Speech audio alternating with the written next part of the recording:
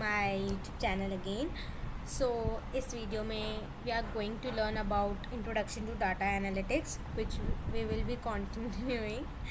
सो अभी मेरे को कुछ आता नहीं है, so I will study first and then I will tell you whatever I have studied, so you can also get help from it and me too. So yeah, meet you after some time.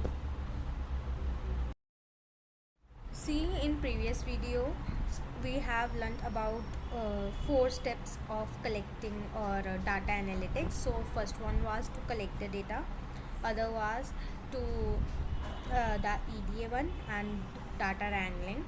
Then we will check if we need more data or is this sufficient, and then we will draw conclusions and communicate the results with whoever is concerned, right? So as we have known that data collection means to collect the data from various sources whichever we require.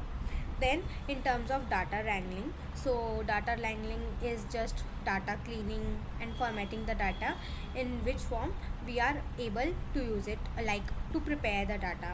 And also it is a very crucial step because during data wrangling we can find the various types of errors like human errors, computer errors, anything we have also discussed in the previous sessions, like misconfiguration or missing data and things like that. Then that is EDA, that is exploratory data analysis, in which we take help from the visuals which help us to know कि किस तरह से हम उस data को represent करके सबसे अच्छा कंक्लूजन ड्रॉ कर सकते हैं. So yes, this was about EDA. And so first we data wrangle, that is data cleaning and all, because of which we are now able to data analyze करने के लिए. And then whatever जो visual से conclusions होंगे, that is the last step, that we will be drawing conclusion. कि कोई relation बन रहा है डाटा के में, या जिन कॉलम्स को हमें देखना है वो कोई सेंस बना भी रहे हैं या फिर नहीं भी बना पा रहे हैं. So this was all about whatever we have covered earlier in terms of data analysis and visualizations, about the introduction and all. So now in this video we will be mostly talking about statistical foundations like standard deviation, mean, covariance and all. So yeah, stay with me. I'm learning and we will also learn. Okay, so if we talk about statistical foundation, we can divide, like first we need to know what is a sample. So जो भी हमारे पास data होता है, that is what we call it as sample.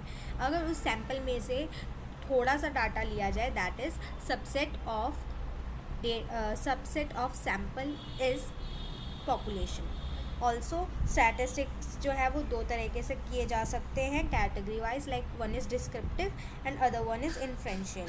Descriptive मतलब हम sample को describe करते हैं, and the other one is जो सैम्पल है उससे हम क्या इन्फॉर्मेशन इन्फो कर सकते हैं पॉपुलेशन के बारे में, वो चीज़ जानते हैं. तो population is subset of sample and sample is the whole data we have collected. Now we need to know about sampling. So sampling can be like data जो है वो हमारा उसको बिल्कुल रैंडमली बिना बायसनेस के उसको एनालाइज करना is what our motive should be. So and then like बिना बायसनेस के उसे एनालाइज करना किसी सैम्पल को, that is what sampling is. And resampling is कि आपने एक सैम्पल लिया किसी चीज़ का एंड उसे दोबारा से एनालाइज किया या दूसरा सैम्पल लेके उसे एनालाइज किया, that is what रिसैम्पलिंग is.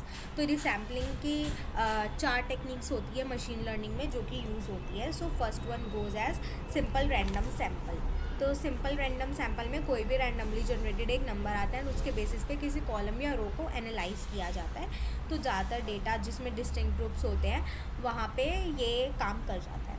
The other one is stratified random sample. So इसके लिए हम सैम्पल उस तरह से लेते हैं कि सारे ग्रुप्स का ना हो जाए. ऐसा नहीं है कि फॉर एग्ज़ाम्पल आप ये टेस्ट करें कि परफ्यूम्स जो हैं, परफ्यूम्स के बारे में आपने डेटा निकाले, तो ऐसा बाइसनेस नहीं होना चाहिए कि आप सिर्फ वुमेन के कैटेगरी का देख रहे हैं, मेन के 50-50 दोनों कैटेगरीज का होना चाहिए, राइट. और इससे जो है अलग अलग ग्रुप्स, लाइक अगर हम सेक्स के बेसिस पे ग्रुप्स को डिवाइड करें, मेल एंड फीमेल, तो उसके बेसिस पे हम लोग रिस्पॉन्सेज जो हैं वो उन्हें बचा सकते हैं। Then the third one is random sampling with replacement, यानी कि हम रैंडम सैम्पल निकालेंगे और कुछ कुछ रिप्लेसमेंट भी करेंगे, तो ये बूटस्ट्रैपिंग भी कहा जाता है इसको।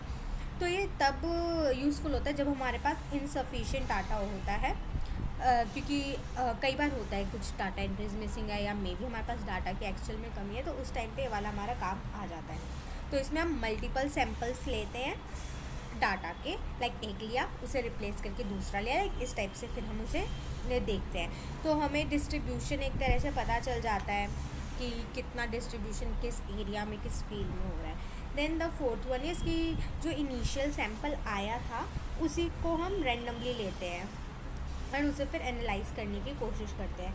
तो ये जो है, लेकिन ऐसा होता है कि इनिशियल सैम्पल को अगर हम रैंडमली नहीं लेंगे तो ये हो सकता है कि जो बायसनेस के चांसेस है वो इंक्रीज हो जाए। And also there is a line said by Benjamin Disraeli, although it's not that important but yes you can know it. So there are 3 kinds of lies. Lies means झूठ, तो 3 तरह के झूठ होते हैं, एक लाइन्स, एक डेम्प लाइन्स एंड एक स्टैटिस्टिक्स। सो स्टैटिस्टिक्स में क्लियर कट एनालिसिस होना बहुत ज़रूरी है, अदरवाइज़ हमारा डाटा किसी काम नहीं आ पाएगा। लाइक अगर आपको ट्रू पिक्चर जाननी है तो उसके लिए आपके पास डाटा सही होना चाहिए।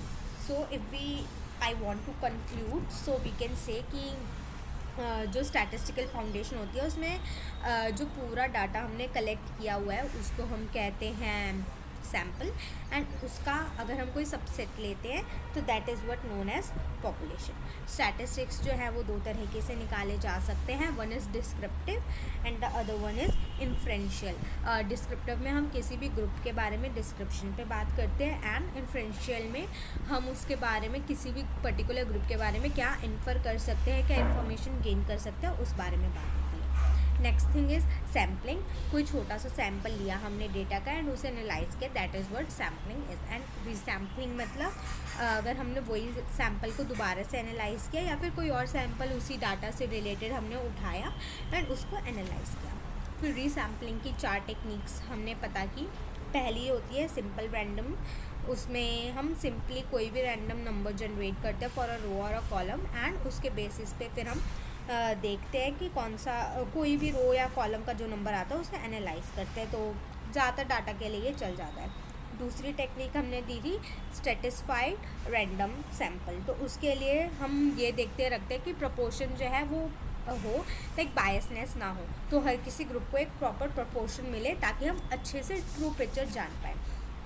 थर्ड वन इज़ बूटस्ट्रैपिंग, या फिर इसको हम ये भी कहते हैं रैंडम सैम्पलिंग विद रिप्लेसमेंट। तो इसमें हम डाटा लेते हैं, लाइक फॉर एग्जांपल सैम्पल के हमने 2 पॉपुलेशन लिए, पहले को फिर रिप्लेस किया दूसरे से, लाइक रिप्लेस करते हुए हम देखते हैं ताकि कोई भी बायसनेस का चांस ही ना बचे।